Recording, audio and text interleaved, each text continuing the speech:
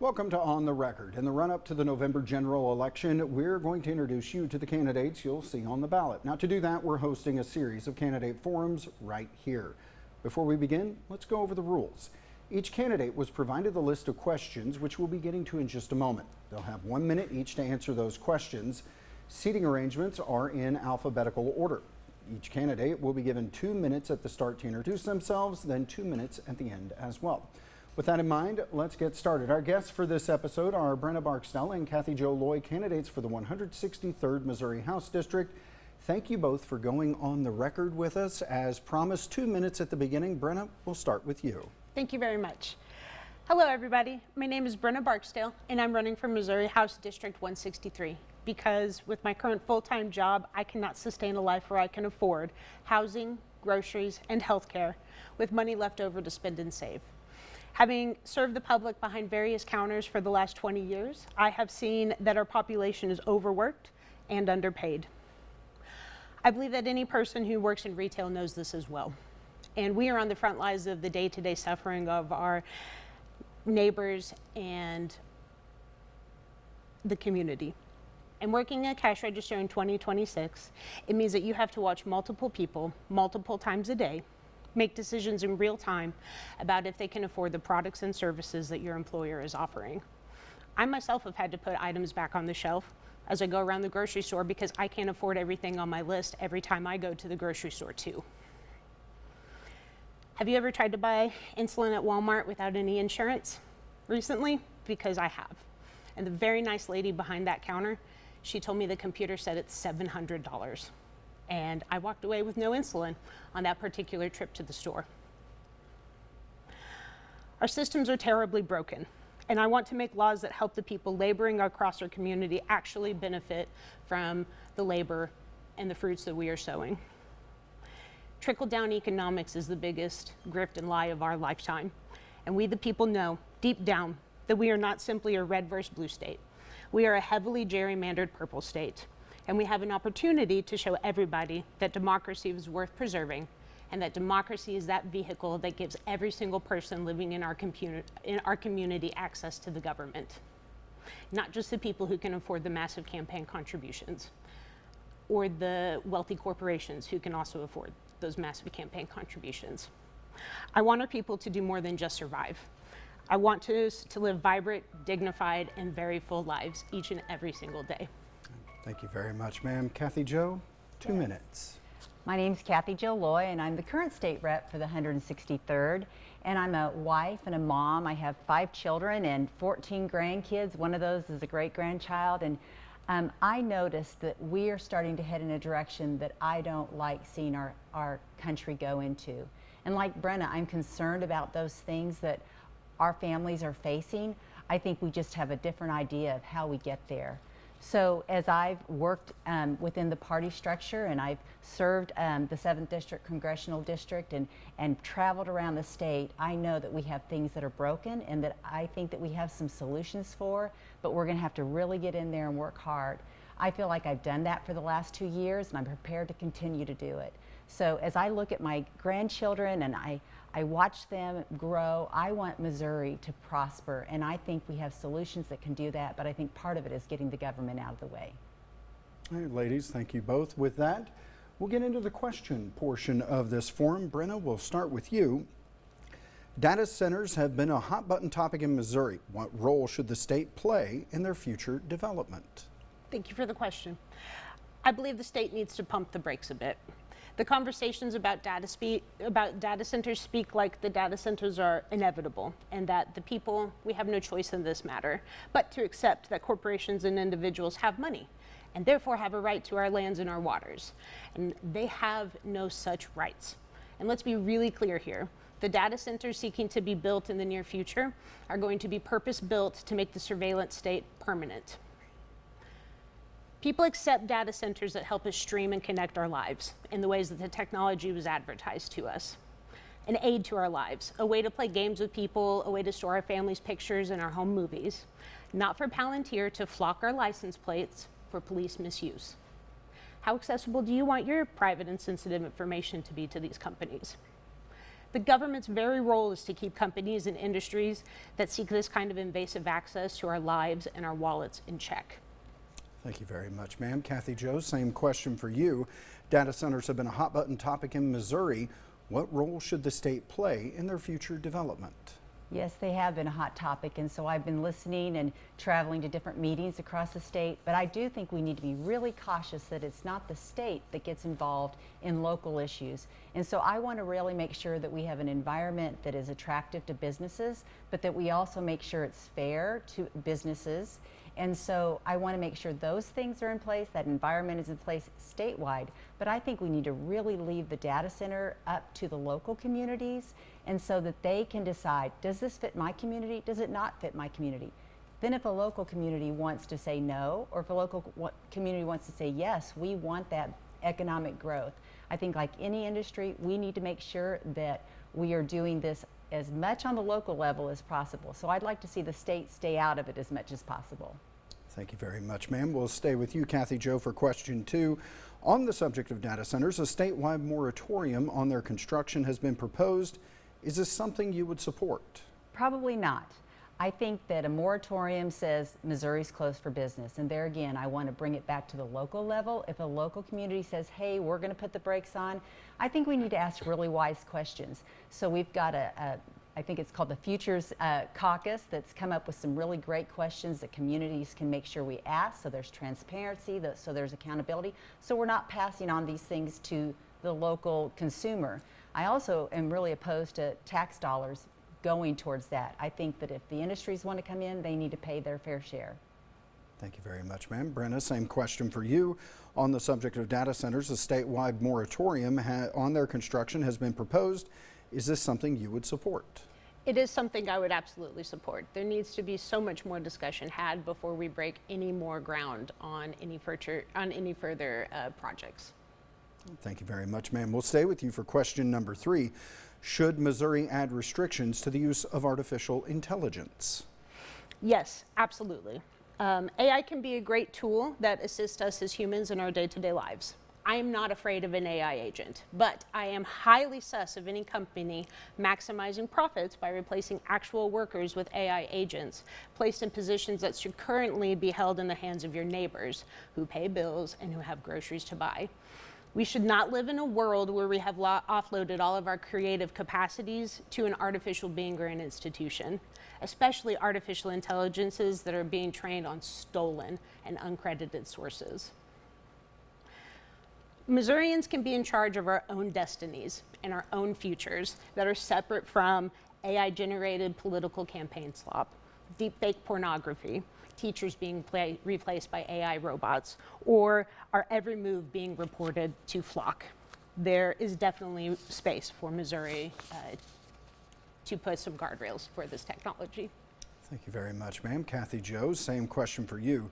Should Missouri add restrictions to the use of artificial intelligence? I think there should be some guardrails. I'm not sure if that would be considered restrictions, but I think there needs to be some guardrails. We do want to make sure that these deep fake things that are coming across are not the result of fraud, or that they're extorting from the consumers and stuff. And so we want to make sure those guardrails are in place. But we know that AI is working faster than we ever can. So I do want to make sure that we're setting those boundaries, we're setting those guardrails that says that we're not going to make sure that there's no harm to the consumers.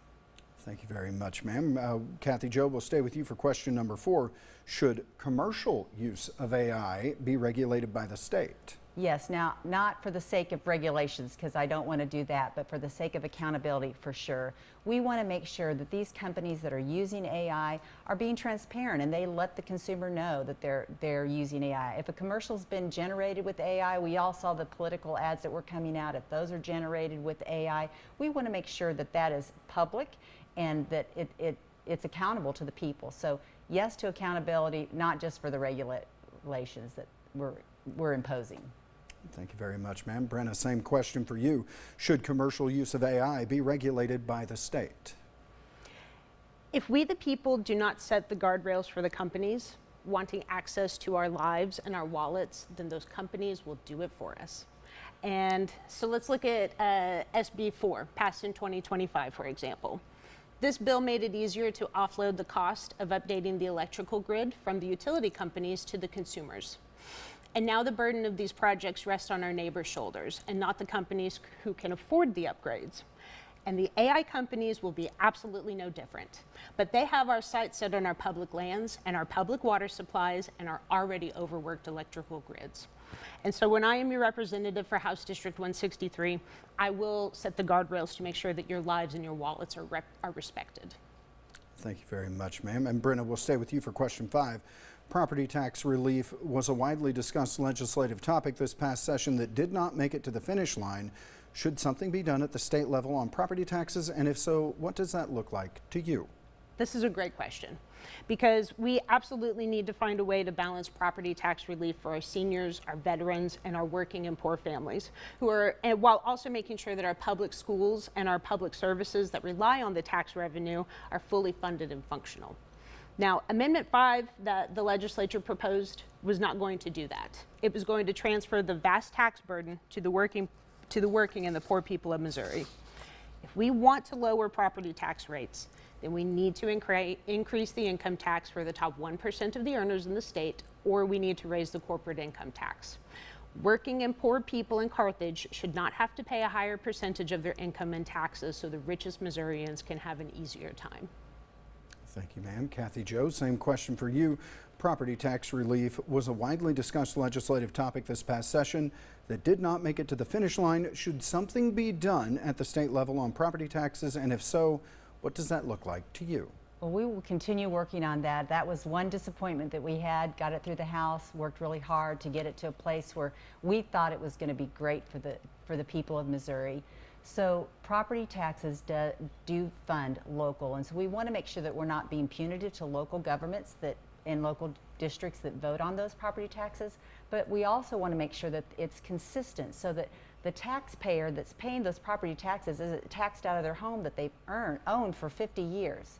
We also want to make sure that some of the statutes that we already have, the guardrails are put in place because we have our assessors that are just arbitrarily making decisions about the assessment of property. So we want to make sure we tighten up those statutes. Thank you very much, ma'am. And Kathy Jo, will stay with you for question number 6. The state budget is expected to be a point of emphasis in the next session. With the expected depletion of the state's surplus fund in the not too distant future, what is the best policy for crafting that budget without cutting a vital program? Well, I think one of the first things we need to do is make sure that we don't rely on temporary funds like COVID dollars to fund things that then we need forever and ever and ever. So we need to look at how we rein that in. But we need to know what are vital services, what are the services that the government should be paying for. And then we need to make sure there's not duplications, that there's not waste. I sit on budget and I see a lot of duplication and I see things that I think are a little wasteful. We need to decide what Missouri should fund, then we need to fund it well, steward those taxpayer dollars well. Thank you very much, ma'am. Brenna, same question for you. The state budget is expected to be a point of emphasis in the next session. With the expected depletion of the state surplus fund in the not too distant future, what is the best policy for crafting the budget without cutting a vital program? Yeah, absolutely. We can get rid of waste and inefficiencies in the budget without cutting vital programs. And we can encourage new businesses to come to Missouri by stopping the endless culture wars that are plaguing our government and focus more on making housing, healthcare, and groceries more affordable. I feel like I hear all the time that people say low corporate taxes and low income taxes encourage job growth. But I would argue that it's strong and solid communities. I mean, businesses don't want to come to states that are constantly at war with their constituents. I mean, especially constituents who are the most vulnerable, like people on food assistance or who need child care. Like, businesses do not want to come to states where the government just keeps picking on people that need these services. And they don't want to come to states with underfunded public education, with no public transportation, or a lack of affordable housing. So more businesses will mean more taxes. And so stop the culture wars and let's get back to the Missouri that we all know. Thank you very much, ma'am. We'll stay with you for question number 7. Should Missouri go back to a presidential preference primary? Yes. I mean, voting should be as easy and accessible as possible. And for something as important as a presidential primary, we should have more voter participation and not less, like is what you get in a caucus system, which is what we have now. So I would be more in favor of going back to the presidential preferential primary. Thank you, ma'am. Kathy Jo, same question for you. Should Missouri go back to a presidential preference primary? Well, if we were used to a caucus system, it wouldn't be as foreign to us, but we're not. And so I like the presidential preference primary, but parties are private associations. And so Republicans should be choosing Republicans to be on their ticket for November, and Democrats should be choosing theirs, and Libertarians should be choosing theirs. We want to be associated with our party. And so I'm a fan of returning the presidential preference primary, but we've got to get close primaries in Missouri. And that means that the association that you're a part of is who you pick in the primaries, and then the general election, you can choose the best candidate. Thank you, ma'am.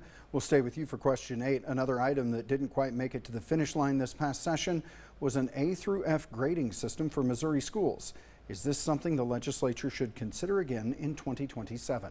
Well, we do have the executive order, the framework that the governor put in, and so we do have that. But I believe that we want to let parents see where their schools stand. Parents choose schools for abundance of reasons, not just how they do academically, but how they do with the sports or what programs they offer. So I believe the A through F system is just an easy way for parents to see where the schools stand. It's not punitive. It's not meant to punish or shame a school. It's just meant them to see how they can do better. So I love what we came up with. We worked really hard to get it where schools knew that we weren't punishing them for a poorer performance than another school.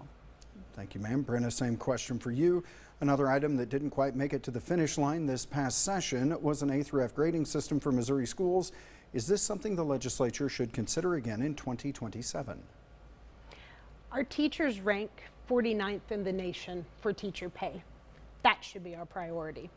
Our rural schools are struggling and are so underfunded that they are operating on a four-day schedule, and not because it provides for a better work-life balance for the parents and teachers, but because they lack the funding and infrastructure to keep teachers, custodians, support staff, and bus drivers employed. So this initiative would cost the state of the A through F grading system over $500,000 in the first year, and at minimum an additional $700,000 annually to maintain. So let's probably make sure our schools are staffed first before we try to add more bureaucracy to our education system. Thank you, ma'am. We'll stay with you for question number 9. In some instances in other states, so-called poly-market betting by members of government has become a concern.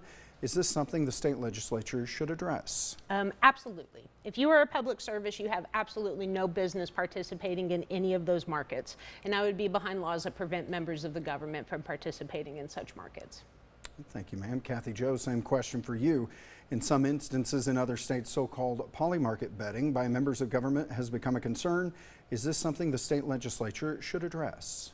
For sure. And I have to be honest, I had to look up what that was. I wasn't really sure or familiar with that term. And so when I saw that, I'm like, no public servant should prosper on things that are not public knowledge. And so I would definitely want to put some guardrails in place, not let that be something that our state legislatures can take part in. Thank you, ma'am. And we'll stay with you for question 10. It's being suggested that eliminating income taxes is something that may come up again next year. Is this something the legislature should look at? Yes, and we've already started looking at another plan.